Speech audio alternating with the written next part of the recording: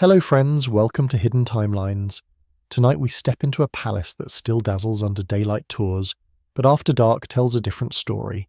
Imagine Istanbul breathing beyond the walls, the Bosphorus moving like a black ribbon, the domes of Topkapi catching a last ash-grey glint before night swallows their shine. Now the corridors are damp and the lamps burn low. Smoke drifts in bitter curls and clings to glazed tiles. Footsteps do not sound like footsteps here. They pool and shiver as if the stone itself has learned to hold its breath. A young woman crosses a threshold barefoot, and the air behaves like it knows a secret it cannot speak. We are not in the council chamber, not among emerald-sealed decrees and maps inked in vermilion. We are behind them, beneath them, inside the engine room of intimacy where policy wears silk. In the inner apartments, everything that looks like luxury has a second function. Beauty disguises custody. Grace trains obedience. Silence becomes a language more precise than orders barked on a parade ground. She keeps her chin level. She has practiced this. She has been taught to let her gaze rest just to the side of her face, to reduce herself to a shadow, to turn each movement into proof of harmlessness. Somewhere a door answers the evening with a flat metallic sound. It is not loud, yet it carries as far as a sentence read out in court. Here there is a rule that has the weight of carved stone, though it is written nowhere the public can see. No woman greets the dawn beside the sovereign. Night is permitted to pretend at closeness. Morning belongs to the state. What begins as a private hour must end as protocol. The first pale stripe of light across a lattice is a frontier. This side allows tenderness, that side forbids it. Allow a single soft morning, a single rumour of attachment, and you invite a new centre of gravity into the palace, a risk that affection will ripen into influence, that influence will sprout factions, that factions will tilt an empire. Desire is not outlawed. It is audited. There is no such thing as unregulated warmth. She knows the rules as if they were stitched into the hem of her robe. Do not turn your head quickly. Do not speak unless addressed. Do not let hope write any message upon your face. Hope is a dangerous script. In a place where curtains have eyes and screens have ears, hope can be read, copied and used against you. When she walks, she keeps the tempo learned in the training rooms. Not too fast, for haste looks greedy. Not too slow, for languor invites suspicion. The ideal pace suggests a person who is a person only, insofar as being a person serves order. If you listen closely, you can hear another biography drafting itself behind the choreography. She had a different name once, many of them did. Names were left at the gates like pairs of old shoes. The women who arrived from ports on the Black Sea, from mountain villages, from plains where snow bit the wrists, were re-entered in the palace as new variables in a careful equation birth, erased function assigned future dependent on the arithmetic of favour. The officials who manage this arithmetic do not seem theatrical. They are efficient. They write in some neat hands, and when they close a ledger you understand that it is not a book, it is a gate. In this world, the quietest people have the sharpest responsibilities. The black-robed guardians glide as if their bodies cast no weight, but their gazes are heavy. They are the keepers of passageways, the hinges of every audience, the interpreters of rules that never shout. Even the torches seem disciplined. Their flames narrow, as if unwilling to draw attention. You begin to notice how the palace itself has been trained. Floors amplify certain sounds and swallow others. Tiles reflect silhouettes so that movement doubles and trebles, as if a single woman walking alone might be multiplied into a parade that can be counted, tracked, timed. Nothing here is accidental. If a window is small, it is so a glance can be measured. If a screen is carved, it is so a presence can be felt without being seen. The architecture does not merely contain life, it regulates it. And yet tonight is not about masonry. Tonight is about the difference between a door closing and a door being allowed to close. The first is physics, the second is politics. Somewhere past those lattices, the sovereign's chambers hold the soft furniture of myth, cushions, lamps, the texture of an empire's private hour. But everything that breaks softness has already been prepared. Before the young woman entered, other hands prepared water oils, fabrics, a thimble of scent. The ritual flatters the senses so the mind can be steered. She has been taught to smile, a very small smile. Not the smile of enjoyment, the smile of assent. That here is the only smile that matters. We could call this a prison and be done, but that would be too easy. Prisons are designed to be recognised. This is something more intricate, a place that trains you to want what it requires, or at least to perform wanting it, which amounts to the same survival. The women learn not simply silence, but the timbres of silence, how one silence means compliance and another means fear, how a third silence, if misread, can be fatal. Within this orchestra of quiet, every slight adjustment has an audience. A favourite rises not only because of a night's nearness, but because the way she leaves the room afterwards proves she understands what nearness costs. There is bravery here, but it is the kind that does not wear a name. It looks like composure under a gaze that tries to turn a body into an object. It looks like remembering a prayer without moving your lips. It looks like surviving the arithmetic. She will be watched for signs, a flush in the cheek, a hand at the abdomen, a change in sleep, the accidental confession made by a posture the body forgets to hide. People outside imagine that pleasure rules these rooms. In truth, it is measurement. Pleasure, if it appears at all, is made proof of function. A womb becomes a frontier to be defended, a possibility to be counted, a risk to be reduced. The most intimate fact of a person is transformed into paperwork. And what of those who do not rise? Their nights are not narrated in the histories. No one records the date a girl learns she will not be called again. No one lists the moment she stares at the shadow of a cypress on a wall and feels it as a sentence. She will not die, not immediately, not theatrically. She will be moved to a different wing, she will learn the names of different rooms. Her world will shrink to the size of her composure. She will live. Sometimes living is the heavy outcome. Life asks more of the body when it must carry invisibility like a steer. Do not imagine either that men beyond these doors are the whole story. The sovereign is not omnipresent. Power is. Power appears as a set of habits that everyone learns to repeat until no one needs to say them aloud. That is the brilliance and the cruelty of the system. The rules do not need to shout to be obeyed. They rest in the spine, in the angle of the neck, in the way sleep is interrupted just before dawn, so that no eye is ever open on illicit morning light. When the first birds begin calling along the water, the chamber's door will open. Attendants will enter without surprise. Fabric will be adjusted. A path will be cleared. The world will be returned to its official arrangement before sunlight can prove otherwise. But there is always a moment before the mechanism completes a breath wedged between the last star and the smallest glimmer of day in which the idea of refusal takes on shape.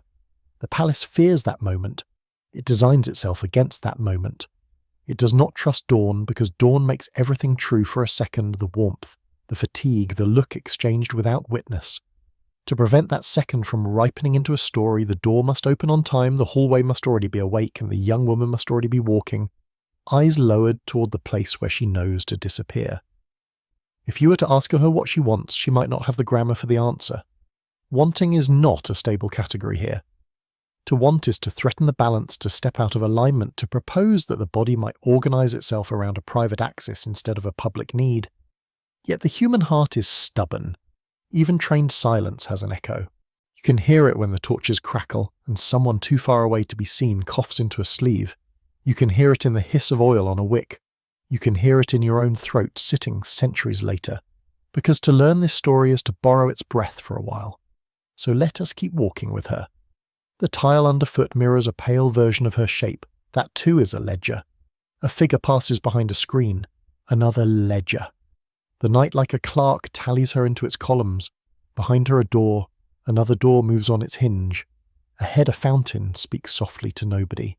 Somewhere a golden thread breaks in the hem of an expensive curtain, and no one will notice until morning. A city of minarets and markets and workshops sleeps beyond the wall, convinced that power lives in speeches and drums and banners. Here you learn the truer lesson that power lives in rules about light and time, and whether a hand may linger a second too long on a doorframe when leaving a room. In a moment she will pause before a threshold and wait to be dismissed. She will feel how heavy the night has become, and how quickly it must be lifted away to make room for day. She will adjust the edge of her sleeve. She will remember, because memory is permitted, only not the kind that hardens into claim. The attendants will arrive with quiet faces. She will pass between them and learn again how to step so that the world forgets where she has been. Dawn will come. It always comes. That is why the rule exists. It is the simplest rule and the strongest you may approach the centre, but you must not remain there to see it in the honest light. Tonight we have not crossed the palace. We have crossed a vocabulary desire translated into policy tenderness, measured into caution, a person rendered into an instrument, and still, some kind of person refusing to vanish completely beneath the procedure. This is how the story begins, not with a war or a coronation, but with a door that closes softly enough to be mistaken for ordinary life. Remember that sound. It will echo through everything that follows. Before we continue, leave a like and subscribe, only if it truly feels natural. And now, softly tell me, where are you listening from? By the time a young woman crossed the courtyards of Topkapi, she had already lived several lives and lost each of them. The empire called it recruitment, but for most it began as a fracture raids into the Caucasus, kidnappings on the shores of the Black Sea, debts that ended in sale, or the sudden disappearance of a village girl whose face was judged promising enough for a marketplace far away. Circassian, Greek, Armenian, Slavic, different tongues, different faiths, different lullabies whispered to them as children, all silenced under the same transaction. Caravans carried them south along river valleys, then west by ship through ports like Kaffa and Sinop. These were places whose very economies thrived on the trade of human beauty. Merchants catalogued complexions as if they were fabrics: pale skin from the Caucasus, auburn hair from the Balkans, dark eyes from Anatolia. Men calculated prices according to features, not futures. By the time the girls reached Istanbul, the Ottoman capital was already humming with stories of them, as if they had been reduced to rumour before they had even stepped onto its stones. Arrival was no liberation. They were led past the Golden Horn through markets where silks and spices perfumed the air. Yet even here, with the city dazzling in sunlight, they were not travellers, but inventory. A girl might have dreamed of the dome she glimpsed in the distance, but her path was not toward the open mosques or the noisy bazaars. It was inward through gates watched by silent men whose presence erased any thought of turning back. The moment she crossed those gates, her birth name ceased to matter. Names tied to families, to childhood stories, to saints or to rivers, they were fragile threads that snapped quickly in the hands of officials who wrote new identities in Ottoman Turkish. Sometimes she was renamed for a quality Shirin sweet, sometimes for a season Bahar spring, but more often she was stripped into a number in a ledger. Names could carry loyalty, numbers carried only order.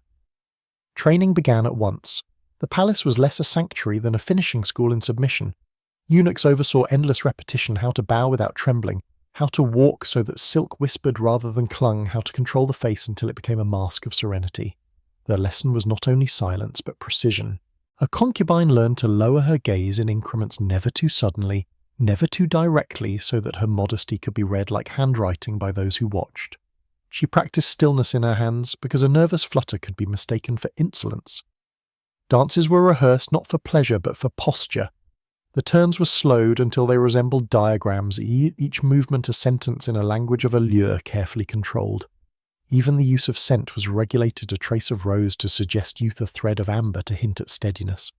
Perfume was not indulgence, it was a code. Every detail was managed so the body could be presented as something simultaneously enticing and disciplined, a paradox the empire believed necessary to secure both obedience and desire. Behind the formal training stretched an unspoken curriculum: the art of waiting. Days without summons, nights without call, weeks measured only by the recitation of lessons and the watching of others ascend or disappear. The harem's corridors taught patience like a monastery teaches prayer, through repetition, through emptiness, through the refusal of time to move quickly. And in that silence the past thinned. Family voices receded, villages blurred, even languages dulled on the tongue. A girl might keep a single word of her mother tongue alive by whispering it to herself before sleep, but gradually it too became brittle, and one night she would realize she had forgotten its exact sound. What remained was the transformation from daughter to commodity, from girl to function. The state told itself this was order, that every womb and every gesture served dynastic security. But beneath that arithmetic were stories of vanished households, of fathers who searched in vain, of mothers who clutched empty shawls. In the empire's ledgers, those stories were footnotes at best. In the women's hearts, they were the ache that shadowed even the most graceful performance. Some resisted in small ways, misremembering, a step muttering a prayer in a forbidden tongue, holding back tears until they could be shed into a cushion at night.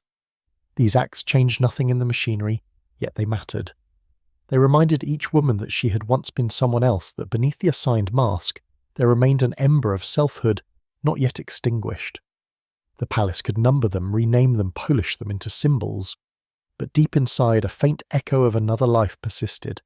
Still most learned that survival meant surrendering to the role, Better to let the training sculpt every gesture than to risk the punishment of standing out too soon. Better to be an indistinct tile in a pattern than a crack noticed by the master builder. And so day after day, year after year, the palace received its new arrivals, stripped their histories and inscribed them into its silent mathematics. The paradox was cruel but clear to vanish, as an individual was the only path to appearing before the Sultan. The erasure of the girl was the precondition for the possibility of being chosen as a woman, and so the long corridors of Topkap filled with figures who no longer knew if they were walking toward a future or away from everything that had once defined them. This was the transformation the empire perfected: names into numbers, children into functions, human longing into a set of rehearsed steps that led nowhere but deeper inside. If the harem was a theatre, then its hidden rulers sat not on stage but behind the curtain. At the summit of that shadow court was the Valida Sultan, the Sultan's mother. She was the only woman who could walk freely through the palace without lowering her gaze, the one presence that even the sovereign himself was expected to honour. In Ottoman custom, motherhood was not just private, it was political. A valide was not simply remembered as the woman who bore the Sultan. She was recognised as the guardian of the dynasty's future, and in her hand lay the fates of hundreds of other women. The valid Sultan's apartments occupied the most coveted position within the harem, directly connected by secret corridors to her son's chambers. From there, she became a kind of sovereign within the sovereign's house. It was she who decided which concubines would be trained more intensely, which would be permitted to appear in dances, which might be elevated to the title of Haseki, a favoured consort. A smile from her could make a career. A glance of disfavour could consign a girl to decades of obscurity in side wings of the palace. But the valide was not merely a curator of beauty. She was also a diplomat, a broker, a strategist. Her letters reached governors, her charitable endowments built mosques, fountains, schools and soup kitchens. The wealth at her disposal was staggering. For every time her son conquered a new province or seized new tribute, part of that revenue flowed into her hands. A clever Valida knew that power did not survive only through intimacy with the sovereign, but through weaving threads across the empire, binding viziers to her, through patronage, securing loyalty from janissary commanders, and endowing foundations that made her name revered among commoners. Her shadow was everywhere, yet her presence was rarely acknowledged in official chronicles. Court historians were cautious about attributing policy to women, but foreign ambassadors often reported that no decision was finalised without her approval, and they were not wrong. Within the gilded silence of the harem, the validide could make or unmake the careers of statesmen. In some reigns she acted almost as co-sovereign. In others she eclipsed her sons altogether. If the valide was the matriarch, the chief black eunuch, the Qizlar Aya, was the gatekeeper.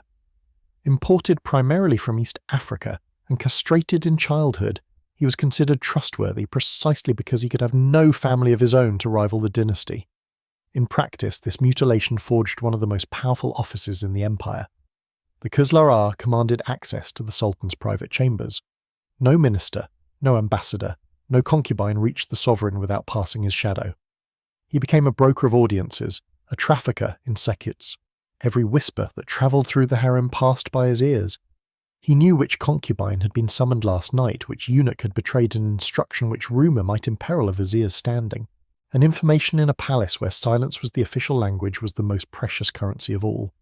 To curry his favour was to open doors, to earn his enmity was to find them sealed forever. The chief black eunuch also controlled staggering wealth. He managed the empire's vast pious endowments, mosques, madrasas, hospitals, giving him influence in every corner of Ottoman life. Some Qizlar Ayas became so rich they financed their own monumental complexes in Mecca or Jerusalem, intertwining their names with sacred geography. Others became kingmakers, ensuring one prince's survival over another's. More than once, their intervention in succession disputes shifted the course of Ottoman history. Thus, behind the blue-tiled beauty of the harem power did not belong only to the Sultan reclining on his cushions. It ran in hidden channels through the valide Sultan's whispers, through the Qizlar Aya's ledgers, through the alliances sealed in the dark. It was a parallel government, unacknowledged yet indispensable. To the outside world, soldiers marched at the Sultan's command, viziers drafted decrees, ambassadors bowed in ornate halls. But within Topkapi, everyone knew the truth: nothing happened unless the woman behind the screen permitted it, and nothing reached her unless the man at the door allowed it to pass. In time, the combination of Valid Sultan and Khuslara would become a tandem more feared than the Grand Vizier himself. They were the silent architects of an empire that pretended women were hidden and eunuchs powerless. Yet in the hushed corridors where no outsider could see, the empire's pulse beat to their rhythm. From the outside, Topkapi appears like a dream in stone-slender cypresses, punctuating courtyards, domes rising in sequence, the call of the muezzin flowing across the Bosphorus. Visitors entering its gates saw symmetry light the confident beauty of an empire at its zenith. But for those who lived within the harem, the architecture did not merely frame life, it controlled it. Every corridor, every glazed tile, every lattice was designed less for comfort than for surveillance. The Iznik tiles, famous for their turquoise blues and floral arabesques, were not innocent decoration. They reflected light in ways that made shadows stand out, multiplying the silhouettes of women as they passed. A single body walking along the hallway could appear doubled or tripled, visible from multiple angles. Privacy was impossible when even the walls insisted on recording your presence. In candlelight, the effect was uncanny figures seemed to ripple and follow you, as if reminding each concubine that she was never alone, never unobserved. Walkways, too, were instruments. Their stone floors were calibrated to echo. A fast step betrayed impatience, a hesitant one revealed fear. A concubine who thought she could slip unseen would find her own footfall announcing her like a drumbeat. Even the acoustics were political whispers carried too far, ricocheting off domes and alcoves. The building punished secrecy. Words could run ahead of their speakers and arrive at unintended ears. Then there were the screens, wooden lattices carved in elaborate geometric patterns. They were beautiful to look at, but their purpose was control. Behind them sat the Valide Sultan or a watchful eunuch able to observe without being seen. The lattice was a veil and a window at once. A girl summoned for an audience might never know which pair of eyes had studied her posture, which hand had noted her nervous gestures in a private register. The harem was less a home than a stage, and the screens turned every corridor into a theatre where the audience was invisible.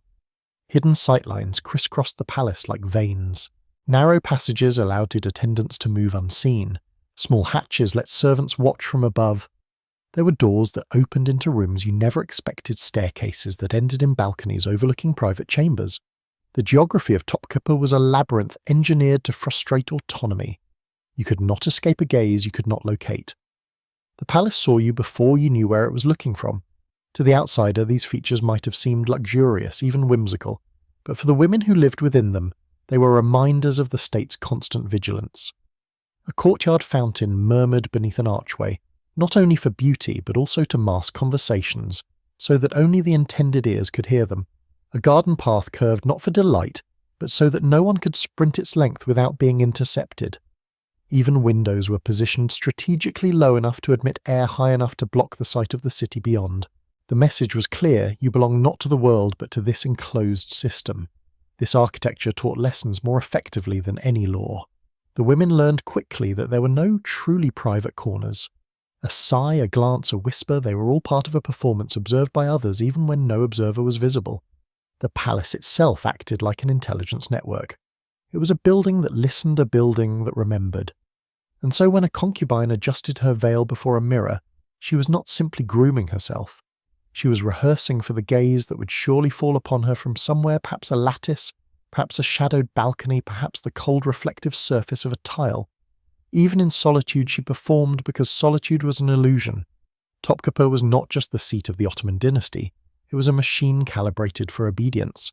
Its beauty disguised its function, and its function was control. The women of the harem did not need chains or locked doors. The palace itself was the chain. Its geometry bent every life into visibility. Its seance was a net from which no one could slip free. And when the dawn came, golden light spilling over domes and across the Bosphorus, that same light entered the palace, not as freedom, but as another reminder. There is no angle in which you are not seen, no space where you are not measured, no step that does not fall into a pattern laid down long before you. The walls themselves were sovereign, and those who walked within them lived inside a prison so beautiful that outsiders mistook it for paradise. The harem's rules were not carved into marble, but they were no less immovable. They were whispered, memorized, and lived until they pressed into the body like bone. Two laws governed intimacy, with the sultan laws more powerful than any caress, more permanent than any promise. The first was simple in form and cruel in purpose, never remain past dawn. The night could hold desire, closeness, even fleeting tenderness, but morning belonged to the empire. A woman who lingered when the sun touched the lattices crossed from lover into potential partner, and that was forbidden. For a dynasty obsessed with control intimacy could not risk hardening into attachment. A soft word in daylight might become a foothold for influence, a whispered promise could be translated into policy. To prevent such ties, the law demanded separation before the first call to prayer. Every dawn was a dismissal, every morning a deliberate forgetting. The second law was harsher still: one concubine, one son. For a woman bearing a prince was both elevation and exile. To give birth meant achieving the highest possible honour. She became the mother of a potential heir, wrapped in silks, moved into her own apartments, bowed to by others. Yet at that very moment of triumph she was cut off from the sultan's bed forever. Her womb had fulfilled its political purpose. To remain close would risk gathering too much influence. So the greatest intimacy of her life was also her last. The moment she became most visible as mother, she became invisible as woman. The logic was ruthless but clear. By ensuring that no single concubine could produce multiple princes, the empire prevented any one woman from amassing power through a brood of heirs. The harem was not just a home, but a factory for dynastic survival, and factories despise monopolies. A prince's birth shifted the entire palace. Eunuchs recorded the date in secret registers, physicians monitored the infant's health, viziers began subtle calculations of succession. What had been a night of private closeness was immediately repurposed as state evidence. The women knew these laws. They whispered about them during lessons, traced them like invisible scars across each other's fates. Some even resisted in quiet ways. A few drank bitter infusions of herbs to delay conception, hoping to prolong their visibility in the sultan's chambers. Others learned how to mask signs of pregnancy until concealment became impossible. To carry life meant to accept exile. To avoid it was to gamble with disfavour. Either way, the body was no longer their own. And yet in the hush of night, when eyes were closed and the palace seemed for an instant to release its grip, tenderness could still spark. A touch, a smile, a breath shared in secrecy, moments that felt almost human. But those moments were fragile, for the palace had trained everyone to treat tenderness not as gift, but as evidence. A warm glance was noted. A prolonged silence interpreted. A hand left lingering too long entered into a eunuch's ledger. Love was not simply dangerous, it was documented. For the concubine, the paradox was unbearable. Closeness was both the path to power and the guarantee of distance. To be chosen was to be lost. To succeed was to be dismissed. In Topkapi, intimacy was never its own reward. It was a currency exchanged at impossible rates, a bargain that demanded not only obedience but the surrender of the very thing it promised: affection. And so beneath the gilded ceilings and tiled domes, the most natural acts of life, sharing a dawn-raising, more than one child with the same father, were outlawed by rules designed to keep the throne unshaken. The women understood. They lived with the certainty that desire was temporary, that motherhood was a gilded isolation, that even the most tender memory could be turned into a political instrument. The empire did not fear passion, it feared permanence, and so it wrote laws that erased both. If you enjoyed this moment, leave a comment with the number 1 below, so I know you're still here with me. The harem was a silent battlefield, and its weapons were made of silk.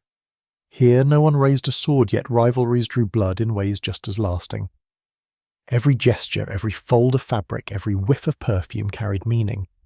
To outsiders, a procession of women through Topkapi's courtyards might have looked like pageantry. To those inside, it was warfare conducted in whispers and glances. When the women walked in ceremonial order, the Valida Sultan's gaze was everywhere. Placement in line was everything. A favourite concubine positioned closer to the valets signalled rising influence. One shifted a few steps back might feel her prospects shrinking. A slight tilt of the head, a controlled pause in her stride, these could ignite murmurs that rippled through the ranks. A woman did not need to speak. Her body spoke for her, and in a world where words were dangerous, the body became the only safe vocabulary. Perfume was another battlefield. The corridors of the harem were saturated with scents rose amber musk, but each was calculated. A concubine might choose a fragrance not to please the sultan, but to unsettle her rivals. A new perfume arriving at court could mean a new favourite was rising.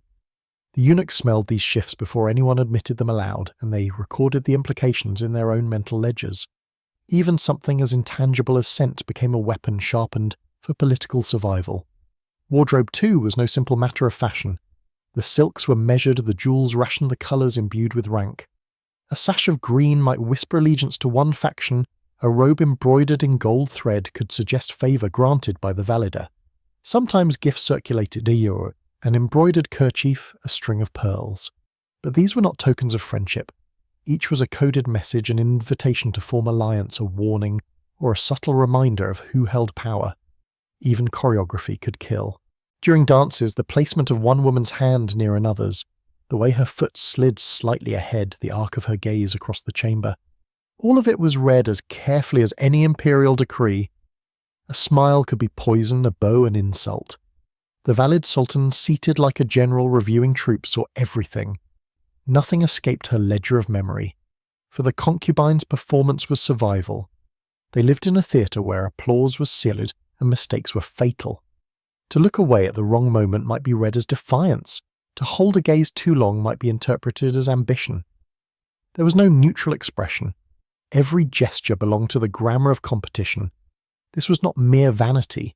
It was politics woven into silk, stitched into hems, breathed through amber and rose. A woman who mastered the theatre could rise swiftly, attracting attention without ever breaking the rules of silence. A woman who misstepped could vanish overnight, her absence explained by nothing more than a shifted glance in the wrong direction. The harem was often described by Western visitors as a garden of pleasures, but to those inside it was a chessboard. Each robe was a rook, each gesture a pawn, each smile a queen's gambit.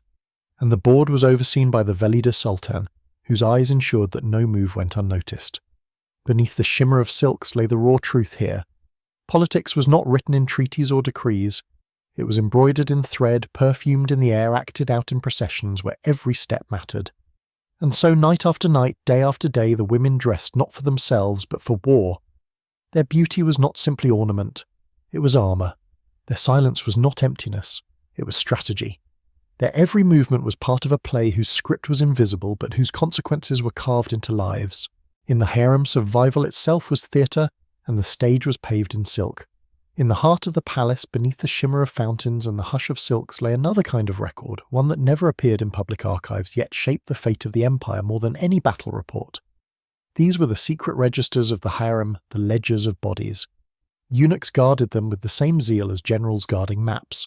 On those pages were written not troop movements or tax revenues, but the intimate arithmetic of the dynasty which concubine had spent the night in the sultan's chamber, the date of her last cycle, the first signs of swelling beneath her robe. Nothing was too small to be noted. If a favourite entered the sultan's chambers, the hour was logged. If she emerged pale or flushed, it was remarked. If her appetite changed, if she fainted during a procession, if her pulse ran differently beneath a physician's fingers, all were clues. The body was a text, and eunuchs were its readers. Behind the silence of the harem, the empire kept count, not of words, but of wombs. This was obstetrics as statecraft. A missed cycle could ripple outward into the council chamber. Viziers needed to know if a new prince was on the horizon, for each birth redrew the political map. Factions formed around mothers and their sons, alliances bent toward whichever womb promised the strongest heir. The Valida Sultan herself studied these ledgers, interpreting them like auguries. In the arithmetic of empire conception was as consequential as conquest. The eunuchs became the conduits of this intelligence. They were not only guards, but messengers slipping between the inner harem and the outer court. When a woman showed signs of pregnancy, the information travelled discreetly through their channels until it reached the ears of the sultan's advisors. Decisions about the province's alliances, even wars, could hinge on whether a cradle was expected to rock in the women's quarters, and so a concubine's body was never hers alone. Her pulse was monitored as if it were the beat of a war drum. Her belly became a frontier not of personal life, but of dynastic survival. The empire read her, as it read territory. Was it fertile? Was it loyal? Could it be secured? The womb was politicized, transformed into a stage on which the future of millions performed its first act. For the women, this meant living with an awareness that their most intimate experiences were never private. A sigh of discomfort, a hand pressed briefly to the stomach, could set rumours in motion. Some tried to mask their symptoms, fearing that early discovery would make them pawns too soon. Others prayed for swift recognition, hoping to bind themselves more tightly to the throne. Either way, they were not free. They were watched, interpreted, recorded. This surveillance gave rise to a new kind of anxiety, the dread not of death but of data. To be written in the ledger was to have your fate decided in rooms you would never see by men you would never meet. To be omitted was to risk oblivion. The power of the registers lay not only in what they recorded, but in how their silence could erase you. And yet despite its cruelty, the system functioned with brutal efficiency. Princes were born, raised and positioned, rivalries flared, succession wars erupted, and the empire endured. The ledgers unseen by most became the invisible spine of Ottoman politics. They proved that sovereignty did not rest only on armies and decrees, but also on cycles charted in ink, on pregnancies noted in margins, on bodies converted into statistics. The women understood this. They walked the corridors aware that every step, every flutter of breath was already half-written in a book they would never hold. Their lives were transformed into data before they could be remembered as stories. Thus the harem's true paradox revealed itself, a world draped in silk and whispered poetry, governed not by romance but by record-keeping. In Topkapi, love was fleeting, desire was choreographed, but the ledger was eternal. And in its pages, the empire's most private frontier, the female body was claimed, measured and ruled. Obedience was the only currency in the harem, but its cost was measured in lives quietly erased. For every concubine who rose, countless others simply faded their names, slipping into silence long before their bodies did. Some were relocated to peripheral palaces, mansions at the edge of the city or summer pavilions far removed from power. Officially, this was a form of reward, a retirement with servants and silks. In reality, it was exile in brocade, a gilded forgetting. Women who had once trained for years to be seen now lived in rooms where no one visited, their relevance extinguished the moment they ceased to matter to the sovereign. For others, the decay was written directly into their skin. The cosmetics demanded by the palace powders laced with lead rouges tinged with mercury were as toxic as they were dazzling. At first they achieved the effect in tended cheeks, bright faces, pale hair, lustrous under the torchlight. But over time the poisons worked their way inward. Teeth blackened, hair thinned, skin pocked. The very beauty that had opened the palace doors became its own executioner. Behind the shimmering veils, many women carried bodies, slowly undone by the substances meant to preserve them. Isolation was another sentence, less visible, but no less lethal. A woman overlooked or out of favour might spend decades inside a narrow chamber, her only company the echo of her own footsteps. Human beings need touch, conversation, laughter. In Topkapi withholding, these was a method of control. Loneliness hollowed the women faster than poison. Silence could kill not suddenly, but drip by drip, year by year, until a person no longer recognised herself as living. And then there were the darker stories, those whispered in period chronicles and European travelogues, that some women who violated the strict laws of the harem were bound in sacks and dropped into the Bosphorus under cover of night. The tales of vivid, the slap of water swallowing cries, the current carrying the body out to sea. But historians debate these accounts. Were they fact-exaggerated rumour or political slander? The truth may be more complex. Drowning as punishment was indeed practised in parts of the empire, but whether it was common in the harem remains uncertain. What matters, however, is that the women believed it could happen. Fear does not require proof to control, it requires only possibility. That possibility haunted the harem. To displease the valier, to break the law of dawn, to risk intimacy outside permitted channels, each act carried the spectre of disappearance. A girl might fall sick and never return to view. Another might be transferred suddenly to a distant palace. Another might simply vanish, her name unspoken, her chamber reassigned. Was she drowned? Was she exiled? Was she dead? The ambiguity was deliberate. It kept the survivors pliant. And so obedience was reinforced not only by rules, but by erasure. To disobey meant risking annihilation not just of body but of memory. For many, the greatest punishment was not death, but being forgotten, the story of one's existence sealed into silence. When Western travellers later painted the harem as a paradise of pleasure, they missed this crucial truth. Its most common product was not passion or intrigue, but absence. The empire maintained its stability not simply through armies or viziers, but through this constant invisible pruning of lives. Every concubine understood the cost of disobedience. Every sigh was measured against the risk of erasure. And thus the machine continued to function, powered less by the women's devotion than by their fear. The tragedy was quiet but immense. For each harem who bent the rules and entered the chronicles, hundreds dissolved into anonymity, their voices swallowed by walls, their faces blurred into tiles. History remembers the empire's victories, its mosques, its domes of gold, but it forgets the silence that sustained them. The cost of obeying was nothing less than vanishing. Every woman in the harem knew the law of dawn. It was the first commandment, the rule that even whispering against could make the throat tighten. Never remain beside the sultan when morning breaks. The rule was older than memory, carried across generations like a sacred seal. But one morning in the early 16th century, a young concubine did not move. She stayed. And in that pause between the paling of the stars and the first glow sliding through the lattices, history shifted. Her name was Alexandra Lisovska, though in Istanbul she was called Hurrem the Smiling One. She had arrived as so many others had taken from her home in Ruthenia, sold in the markets of the Black Sea, trained in silence and posture within the labyrinth of Topkapi. Yet she carried with her a spirit unbroken, a radiance that neither training nor fear could erase. When she laughed, it was said the sound unsettled the marble, as though joy itself were an act of defiance in a place where laughter was rationed. The night she stayed was no accident of sleep. It was a gamble as sharp as any drawn sword. To disobey the dawn meant death. Eunuchs waited just outside, expecting her exit, yet she remained. When Suleiman stirred, she was still there, and here lay the astonishment. Instead of ordering her punishment, the Sultan allowed it. More than that, he welcomed it. In that moment, the sovereign himself broke the rhythm of centuries. The court reeled. Whispers carried from corridor to corridor across the council chamber into the scribes' reports and foreign embassies. A concubine had greeted the morning beside the Sultan and lived. That breach cracked the stone of tradition. From then on, Hurrem was no longer one among hundreds. She became the first Haseki Sultan, the Sultan's official consort recognized above all others. No woman before had held such a title. The empire built on rules meant to prevent intimacy from hardening into power now found itself centered on a bond unlike any it had tolerated before. Suleiman's choice did not stop at recognition. He went further, marrying Hurrem in a public ceremony. An Ottoman sultan had not taken a legal wife in centuries.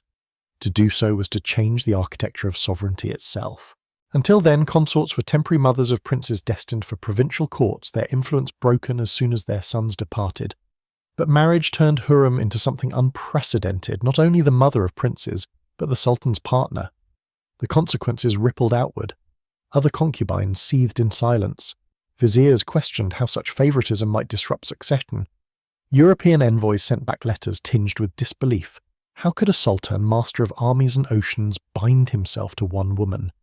Yet Suleiman was unyielding. He trusted her counsel, listened to her voice in matters of policy, even allowed her correspondence with foreign rulers. A woman who should have been forgotten after one night now wrote letters to kings and emperors. Hurrem's gamble at dawn was not only a personal triumph, it was the hinge on which the empire's inner order turned.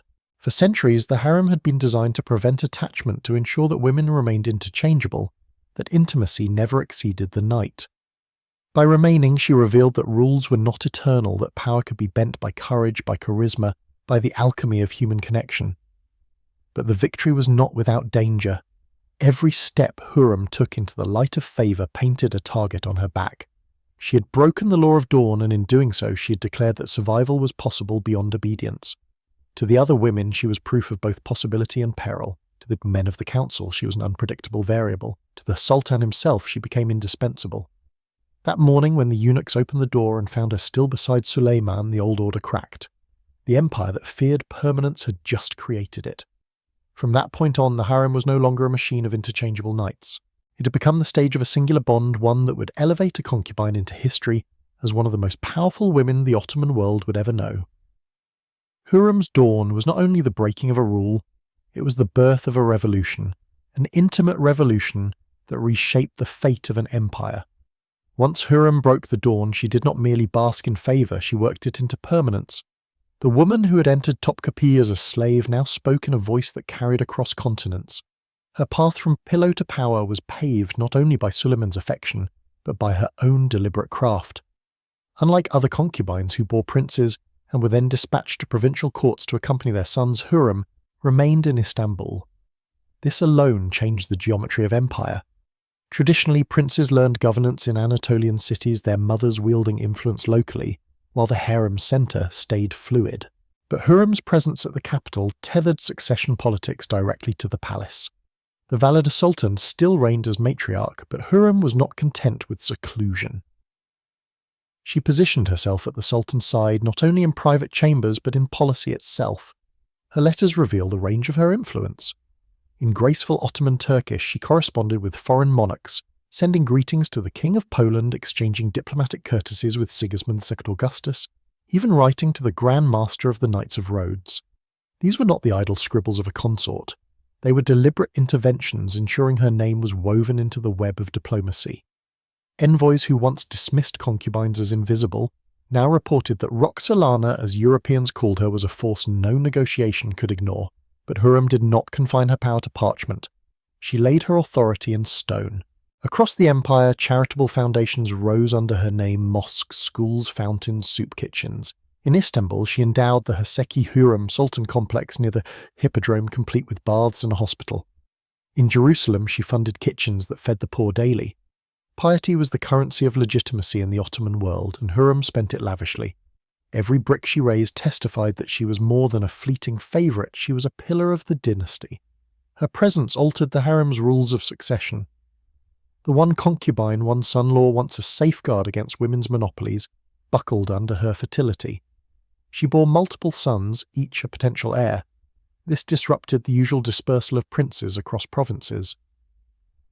With Hurrem at court, rivalries sharpened for the question of succession was no longer an abstract future. It was embodied in the children of one extraordinary woman who refused to fade into exile. In Suleiman's campaigns, Hurrem's absence was felt like a missing vizier. He wrote to her with tenderness and detail, calling her his companion of joy and my sultan. These letters, preserved in archives, show a man who confided more in her than in many of his ministers. Their intimacy blurred into governance. His victories and frustrations spilled into her ears before anyone else's. For the first time in centuries, the private bedchamber of the Sultan shaped the empire's public course.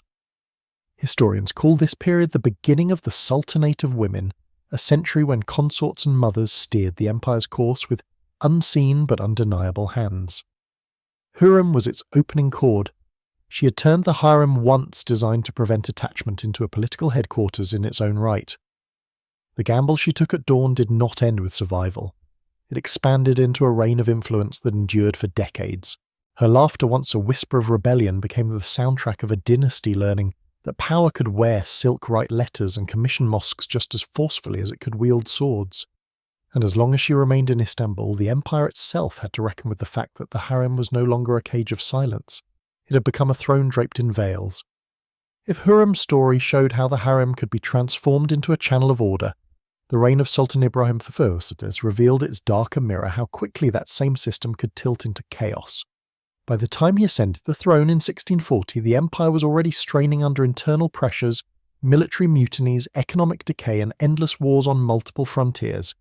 Yet inside the palace, it was the harem itself that became a theatre of instability reflecting the sultan's volatility.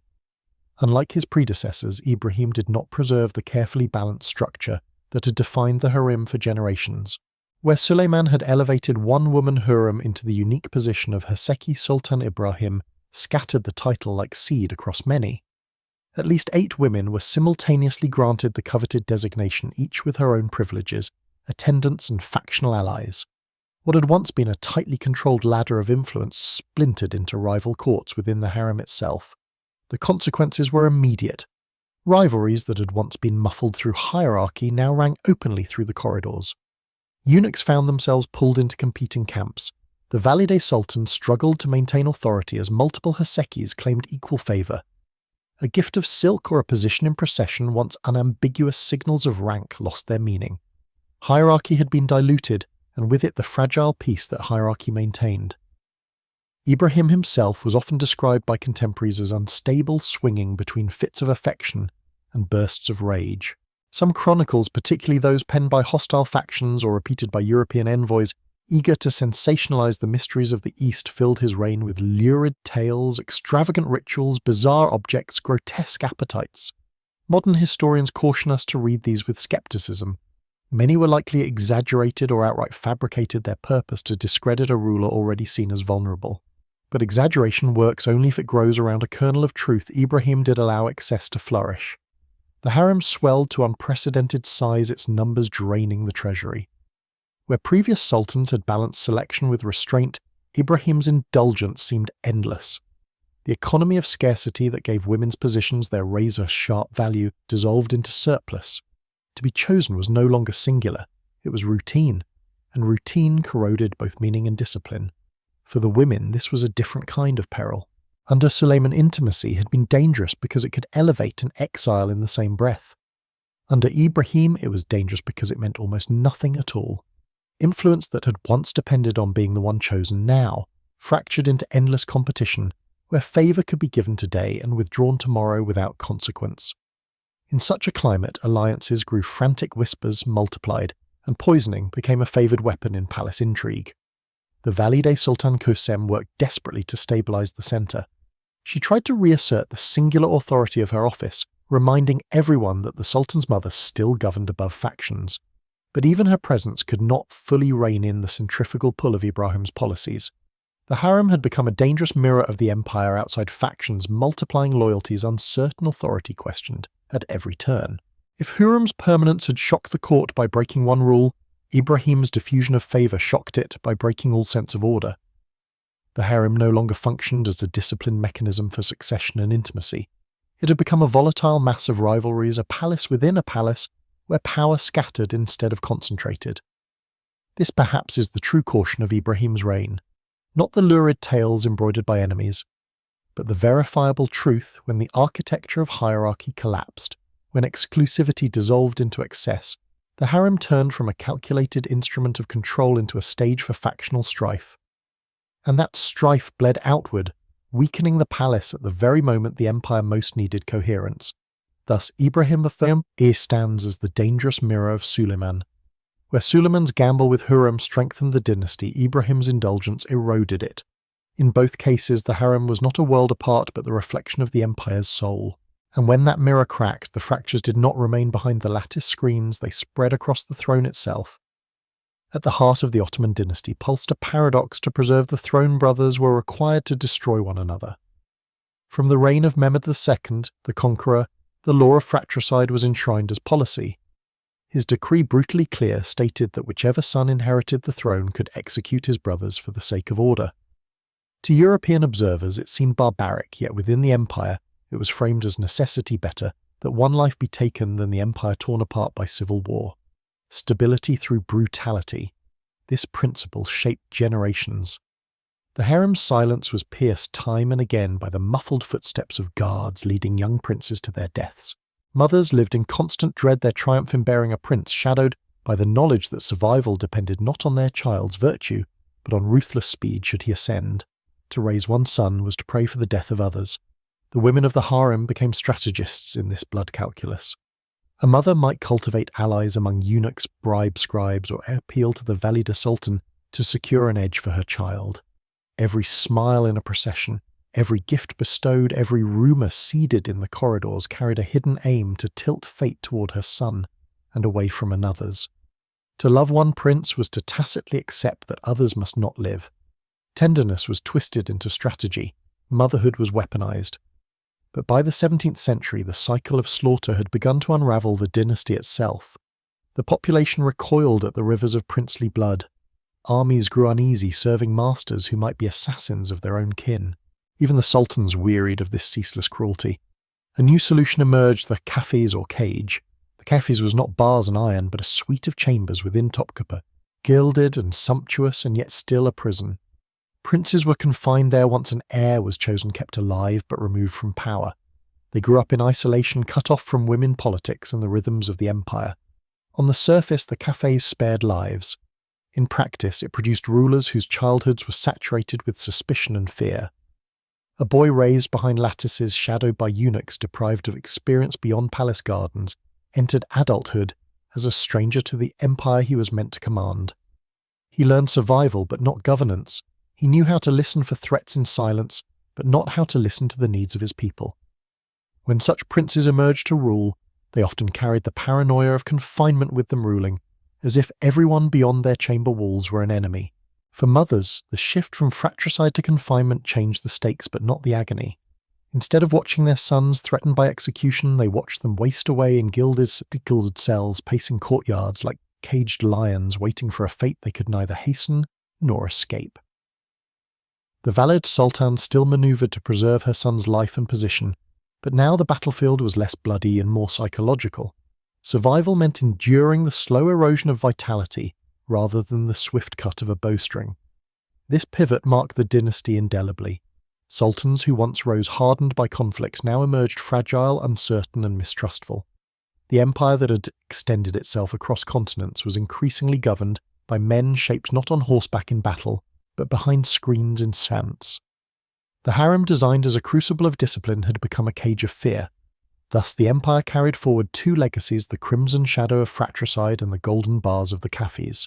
Both revealed the same truth, that the Ottoman dynasty, for all its grandeur, relied on mechanisms of control so brutal or so suffocating that they warped the very men destined to rule. And the women, the mothers, lived always at the knife edge of these policies, knowing that their wombs had given life not only to princes, but to pawns in a game where love could never be separated from survival.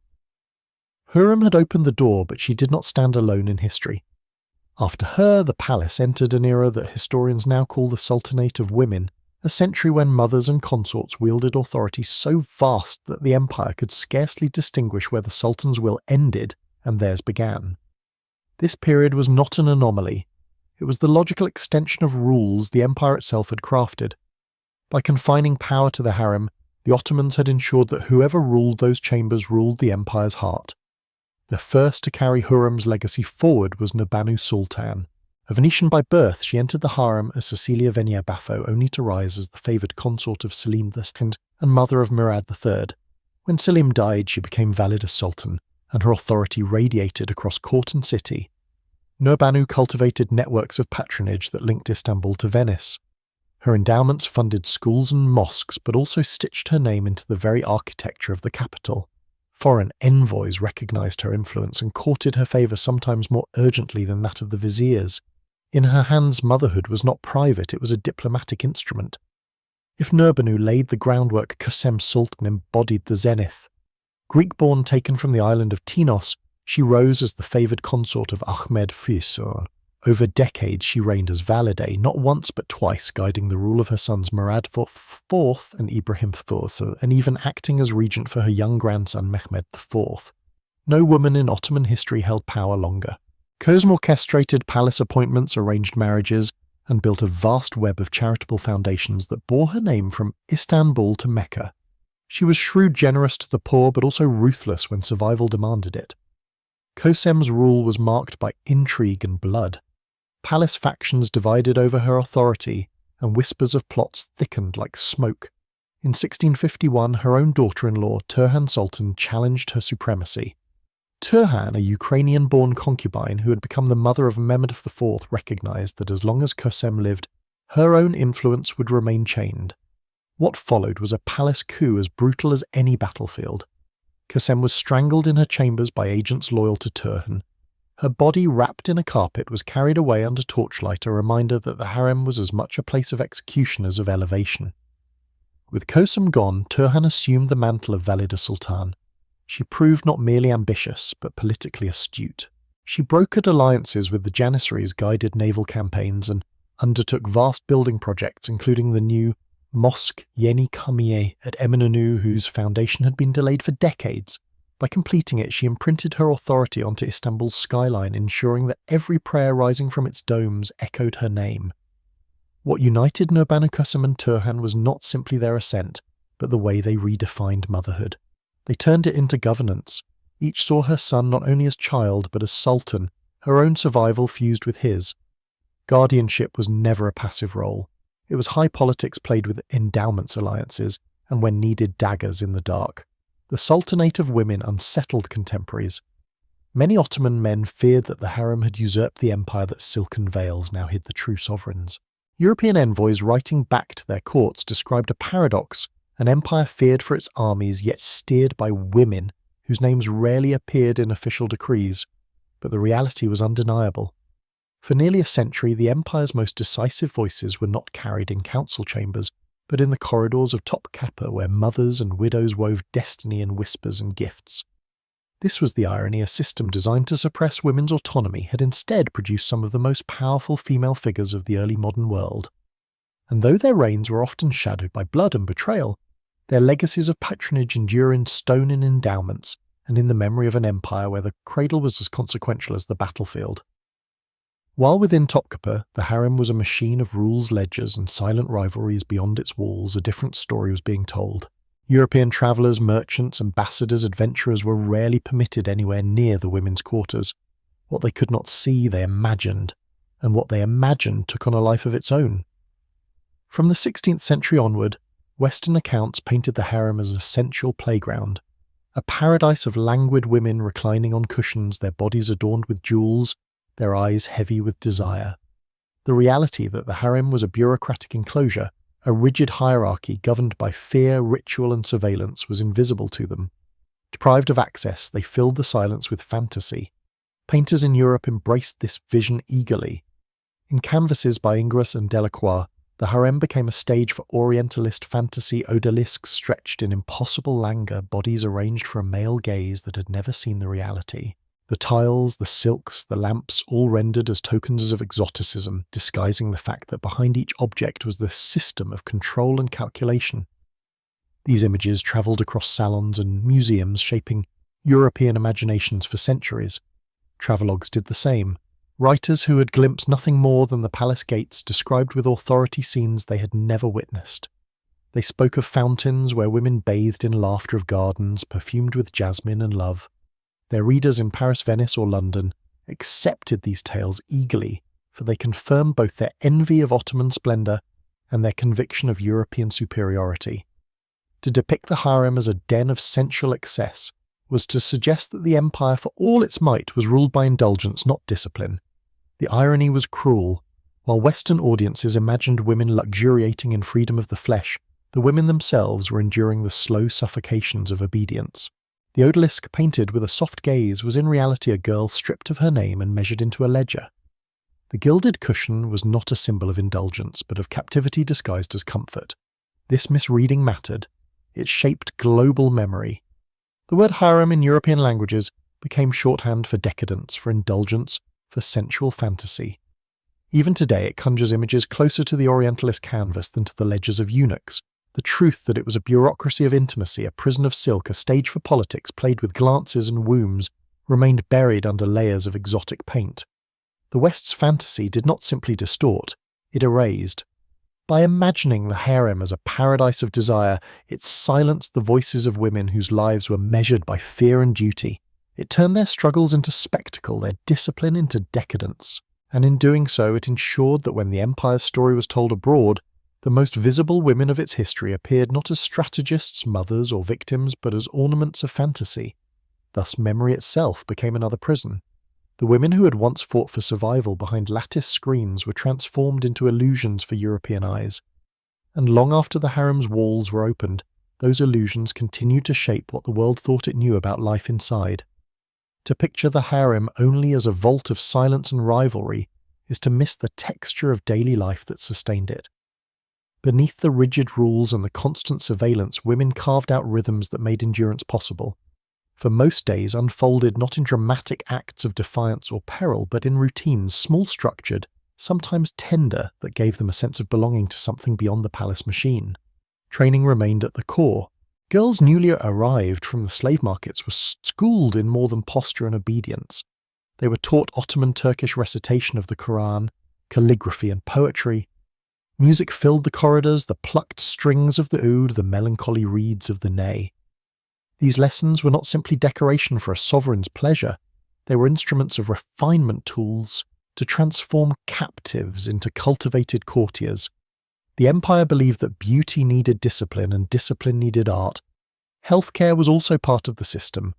Palace physicians skilled in Greco-Arabic medicine treated women with herbal concoction poultices and the latest remedies from across the empire. Baths were not only for cleansing but for ritual renewal, their marble halls echoing with laughter that momentarily disguised the weight of hierarchy.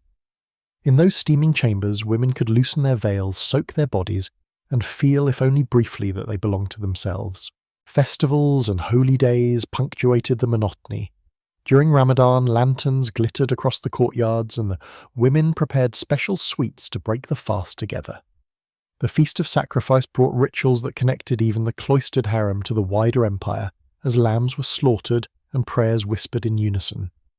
These celebrations created moments of shared joy, blurring rivalries in the warmth of communal tradition. Within these confines, friendship found narrow but essential channels. Young girls whispered in the dormitories long after candles were snuffed, sharing fragments of memories from distant villages. Older women hardened by loss or isolation sometimes became protectors, teaching new arrivals how to navigate the silent codes of the palace. A shared joke, a hidden gift of fruit, a whispered prayer for a sick companion. These were the micro acts of kindness that kept despair from overwhelming the heart.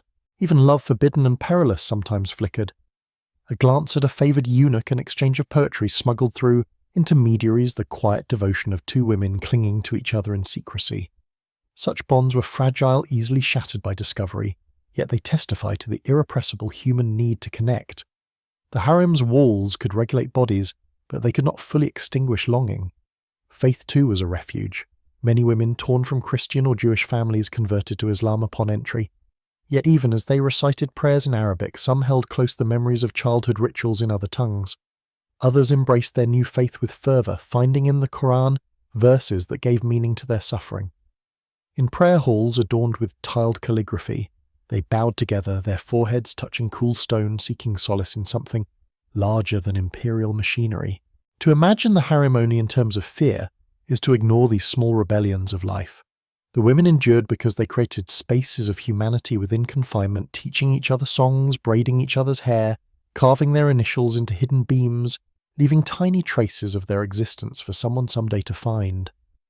Yes, the harem was a prison draped in silk, a political engine designed to regulate wombs and whispers, but it was also paradoxically a community where women forged connections, preserved fragments of identity, and clung to acts of kindness as fiercely as to breath itself. In those fragile everyday gestures, they proved that even in the shadow of absolute power, humanity refused to vanish. In the harem's survival depended not only on beauty or obedience, but on information: who controlled it, who concealed it, who released it at just the right moment. No one embodied this economy more completely than the chief black eunuch, the Quzlar. He stood at the threshold between the sultan's innermost chambers and the outer government, a gatekeeper whose silence could smother ambition and whose whispers could decide careers. His archives were unlike any other in the empire. While scribes in the chancery recorded treaties, campaigns, and tax receipts, the eunuchs kept ledgers of another sort, who had been summoned to the sultan's chambers, which concubine had shown signs of pregnancy, which valide or haseki had fallen ill. These records were sealed, guarded as tightly as state secrets, because in truth they were state secrets. The future of the dynasty, its heirs, its alliances, its stability was written not in laws, but in these hidden pages. The Quzlar alone mediated their flow. Ministers might beg for hints, ambassadors might bribe for rumours, but nothing crossed from the harem to the council without passing through his hands. He could elevate a vizier by confirming that his ally's daughter was pregnant with a prince, or ruin him by letting slip a rumour of infertility. In a palace where no one could see into the harem directly, his word was often taken as gospel. This made him not only a servant, but a power broker of the highest order, second in influence only to the Grand Vizier himself. Access was his most valuable commodity. In a scarcity economy where a single audience with the Sultan could change the fate of provinces, he rationed entry like water in a desert. Petitioners lined the outer halls bearing gifts disguised as offerings of piety or loyalty. Some offered jewels, others entire estates, hoping for a single nod that might open a door. The Quzlar learned to weigh each gift not only by its value but by its timing. Too much too soon and a man revealed desperation. Too little too late and he betrayed weakness. Corruption was inevitable. When secrets are currency, blackmail becomes law. Eunuchs could remind a vizier of a rumour he had once tried to bury, or of a debt of gratitude never repaid. Sometimes the Quzlar did not even need to act. The knowledge that he could act was enough to make men pliant. His presence in a negotiation was like a hidden blade, rarely drawn but always felt.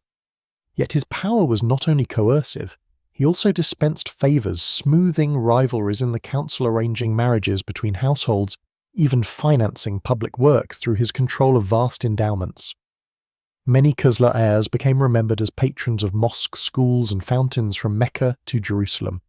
In this way, their influence extended beyond Istanbul, shaping the spiritual and social fabric of the empire.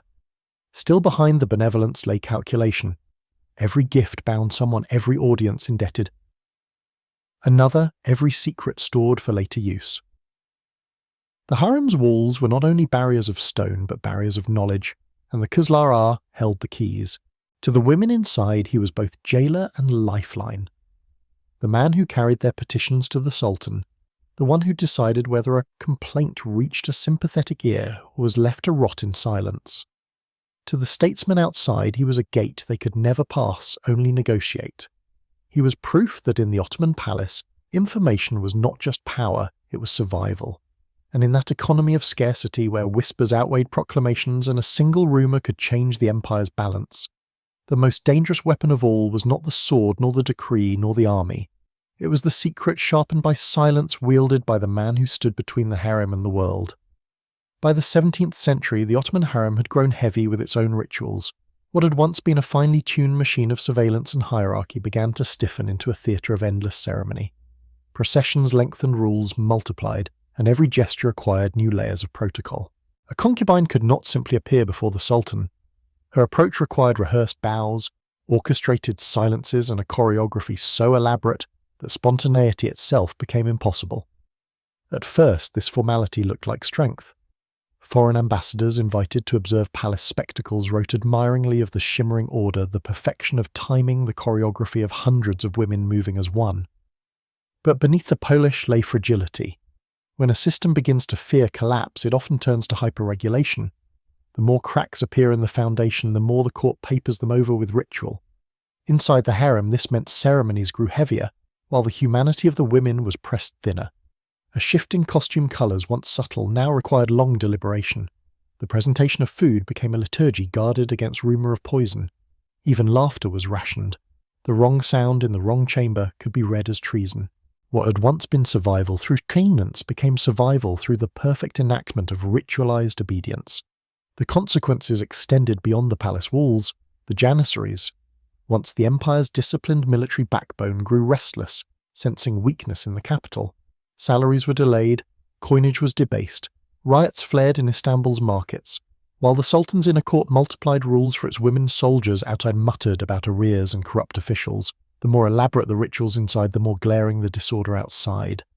The harem reflected this imbalance like a mirror.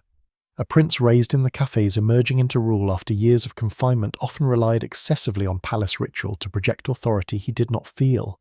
Councils lengthened in pageantry but shortened in substance. Decisions lagged while ceremonies multiplied. The empire still looked magnificent, the domes, the feasts, the gleaming processions of veiled women, but those very spectacles concealed a centre losing its grip. Paranoia thickened the air.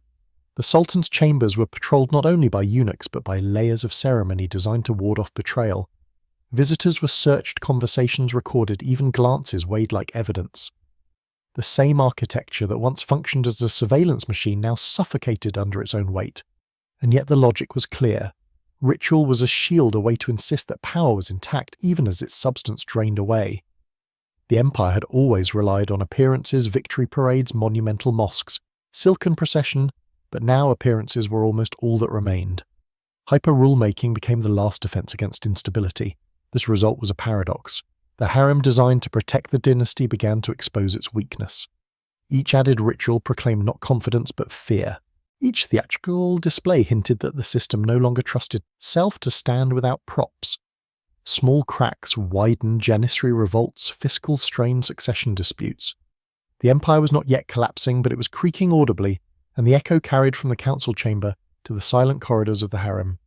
Thus the palace became both mask and mirror. To outsiders it still gleamed with gold and discipline. To those within it revealed the slow unravelling of a system that had once claimed to master intimacy, silence, and obedience. In the layering of rituals we glimpse not strength but exhaustion, the theatre of a court that no longer knew how else to hold itself together. Today, the Palace of Topkapi still rises over Istanbul, its domes glinting in the sun, its gardens trimmed for visitors who wander through its gates with guidebooks in hand. But the palace they enter is no longer the living engine of an empire, it is a museum.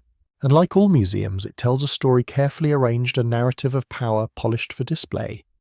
Behind glass cases one finds jewelled daggers, porcelain dishes, robes of silk preserved as if time itself had frozen them. In the hall of the sacred relics, visitors stand hushed before objects wrapped in sanctity.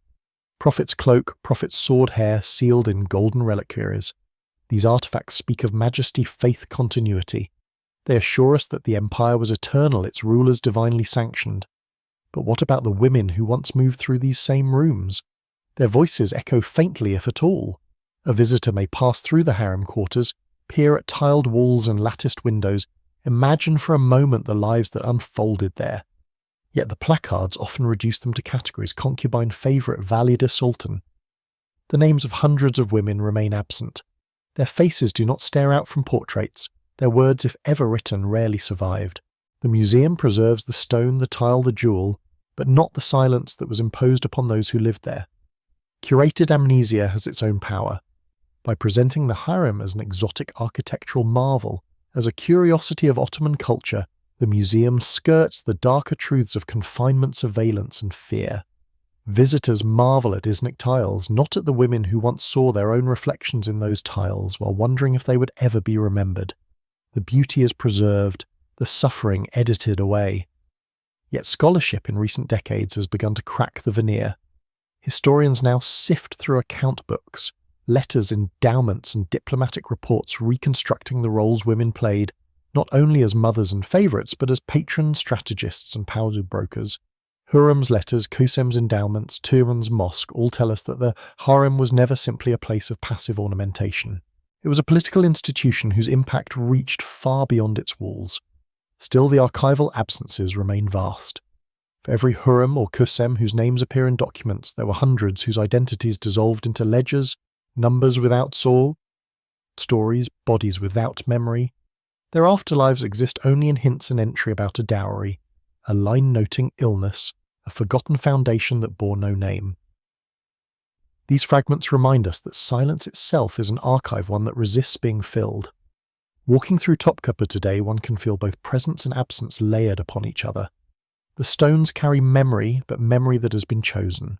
The museum invites admiration, but it rarely invites mourning. The afterlife of the palace is therefore a double one. It is celebrated as a jewel of Ottoman grandeur, while simultaneously haunted by the lives it obscures. To stand in those corridors is to stand in a paradox. You are surrounded by the preserved traces of empire tiles that gleam, fabrics that shimmer, yet you are also surrounded by ghosts. Ghosts of women who sang, wept, whispered, plotted, prayed, and passed through doors that closed behind them without ever opening again. Their stories survive not in glass cases, but in the stubborn persistence of questions. Who were they? What did they dream of? How did they endure? The museum cannot answer these questions fully, but it can remind us that history is never just what is displayed, it is also what has been hidden. And to walk through Topkapi today is to feel both the brilliance of an empire and the shadows of those who kept it alive, yet remain unnamed. The Ottoman Empire dazzled with its armies, its domes, its treasures carried from 3 continents. Yet beneath the spectacle lay a truth seldom acknowledged. It floated on invisible labour, on the pain of women whose lives were erased even as they sustained the dynasty. The harem was both prison and engine, an architecture of control that sought to discipline every glance, every step, every womb. It was designed to crush individuality, to render women into functions, to ensure that love never outweighed policy. And yet paradoxically, this same system occasionally produced figures of startling genius. Hurrem, Sultan, Qusem, Turhan women, who took the narrow corridors of obedience and widened them into avenues of influence. They manipulated rituals, seized patronage, and turned motherhood into high politics. The empire's strictures were meant to prevent intimacy from becoming power, yet it was through intimacy that some women reshaped the course of history. The machine that consumed hundreds in silence gave rise to a few who bent it to their will. This contradiction oppression that incubates brilliance is what gives the harem its haunting place in history. It was not unique to the Ottomans. Across the world, royal reproduction was regulated with equal severity. In China's Forbidden City, the emperor's consorts lived under a strict hierarchy policed by eunuchs, their bodies treated as state property. In France, queens were expected to give birth in public, the delivery witnessed by courtiers to prevent substitution and ensure dynastic legitimacy. In Spain, marriages were arranged between close kin to keep crowns consolidated even as generations grew weaker from inbreeding. Everywhere the womb was politicized, intimacy legislated, desire transformed into protocol. What distinguished the Ottoman case was the sheer scale and sophistication of the harem as an institution. It was not a private indulgence, but a parallel government, a bureaucracy of silence that linked the fate of women in hidden chambers to the fate of provinces and armies abroad. Eunuchs carried information from bedchambers to council chambers. Mothers raised princes under constant dread. The Valida Sultan guided policies while veiled from the world. The empire's visible triumphs, the conquest of Rhodes, the siege of Vienna, the fleets that ruled the Mediterranean rested on invisible sacrifices that never marched in victory parades. To call this hypocrisy is too simple.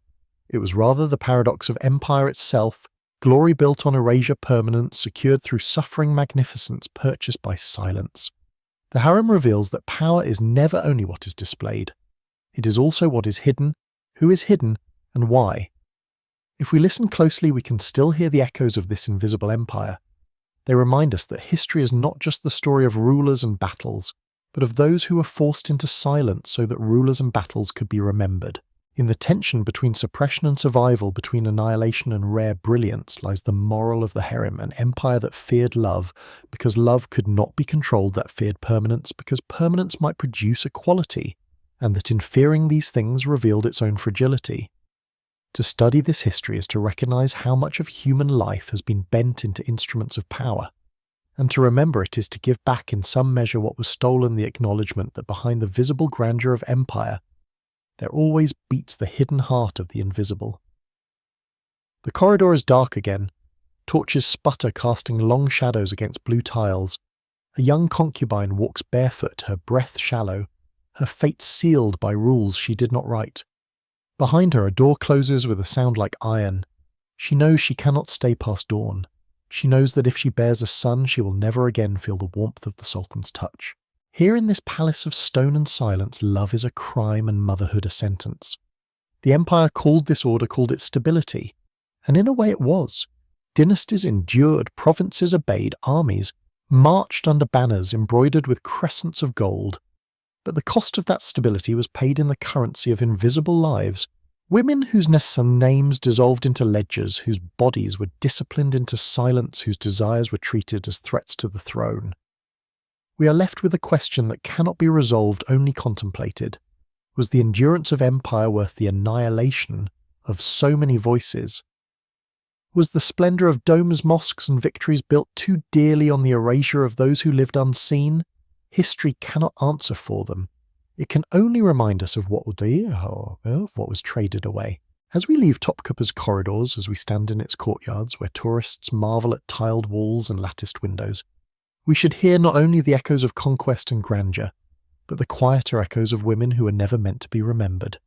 They did not leave epitaphs, but they left a silence that presses against the walls even now. To remember them is not to diminish the empire's glory, but to complete it. To tell their story is to refuse the amnesia that gilded tiles were meant to enforce, because every empire, no matter how vast, is measured not only by its victories, but by the human cost hidden beneath them.